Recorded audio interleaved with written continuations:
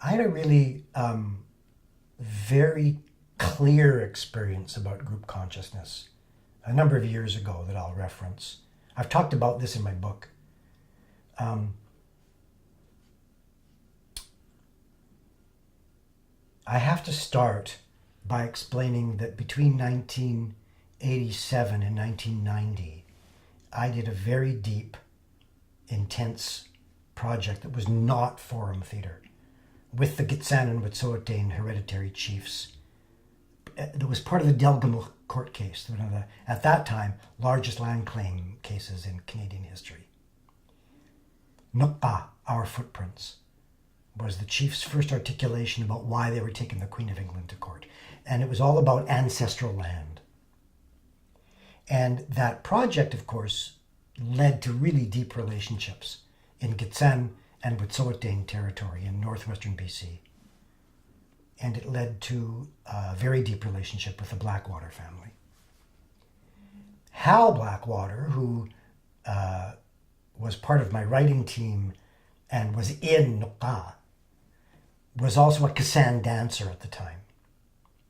And so years after Nuk'pa had finished, and Hal and I have stayed connected over the years, we cooked up this idea to do a project back in Gitxsan territory in Kispiox, where he lives.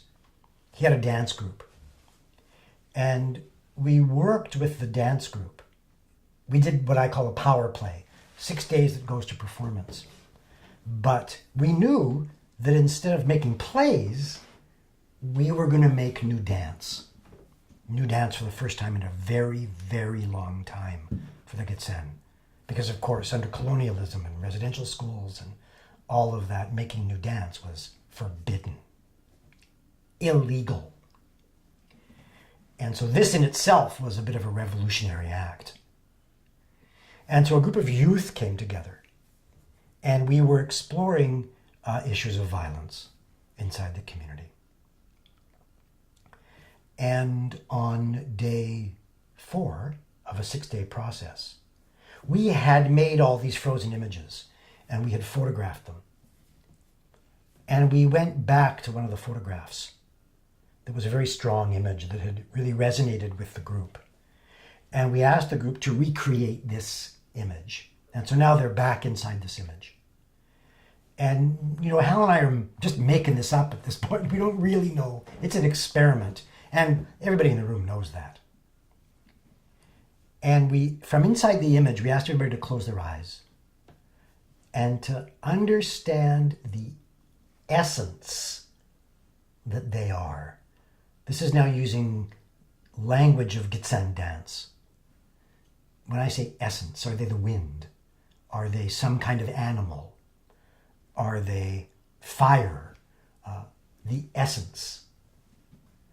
And having landed somewhere, to feel the vibration of that essence in their bodies and to allow that vibration to move through their bodies, eyes closed.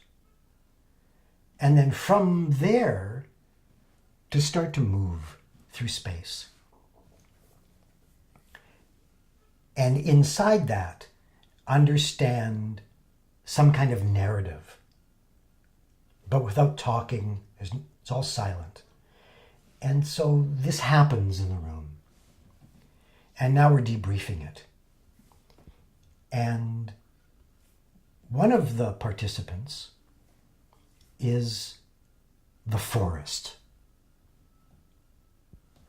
There's wind in the forest, there's knowledge in the forest, there's history in the forest. One of the participants is a moose, a mother moose, moving quickly through the forest, looking for her child. Another participant, now these folks haven't talked to each other, is fire in the forest. Another participant is a flower. And another participant is a child lost.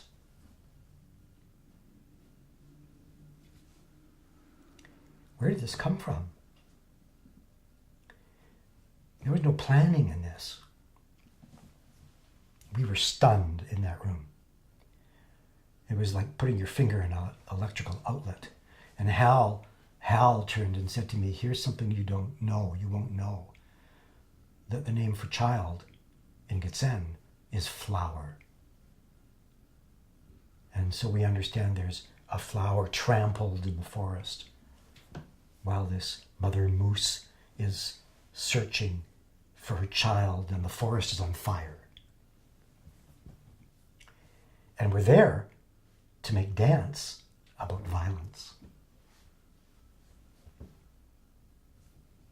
Where did this come from?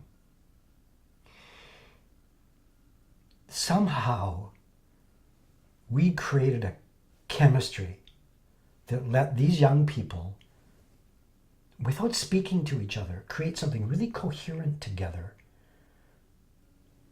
This was the consciousness in the room speaking. It's the only way I have to explain this. It's a really clear example of what I mean. There are many stories of groups coming together, and after we've created the theater and done the interactive event with the community, saying, I don't know how this happened. Somehow, we made a play that wasn't anybody's, but that was everybody's. It didn't tell anybody's story, but it told the story of the community. And let me say, pen never goes to paper. It grows out of community consciousness work. I don't have a way to statistically explain this. I only know it's real. I think theater has the ability to do this because it's a language of image. And when you let go of the idea that you're there to serve any one person's story. So, a lot of my friends are documentary filmmakers. I love documentary film work. But we're not there to make any kind of documentary about any one person or of the group. We're there to create fiction that tells a truth, a collective truth. What is the truth in the theater? It isn't necessarily what happened. It's what the audience will recognize as the truth. If we can understand a way to reach across the bridges, to create a safe enough environment to reach across the bridges of different truth, that we can tell a story that has the courage to do that, then we have the ability to get inside that and really transform ourselves and that collective us. I did a 2-year-long project called Us and Them. And the impulse behind that was, we live on this tiny, tiny little blue speck hanging out in the middle of nothing. I am a Star Trek fan, but Star Trek aside, we don't have anywhere to go, and the planet is in crisis. Who are they? In that context of this little blue ball, who the hell are they? And what is it about us that compels us to create them over and over and over again? Art, I think, has the ability to make those bridges because it's a language of image, because it communicates with us in non-intellectual ways. It has the ability to cut through these very problematic brains that we have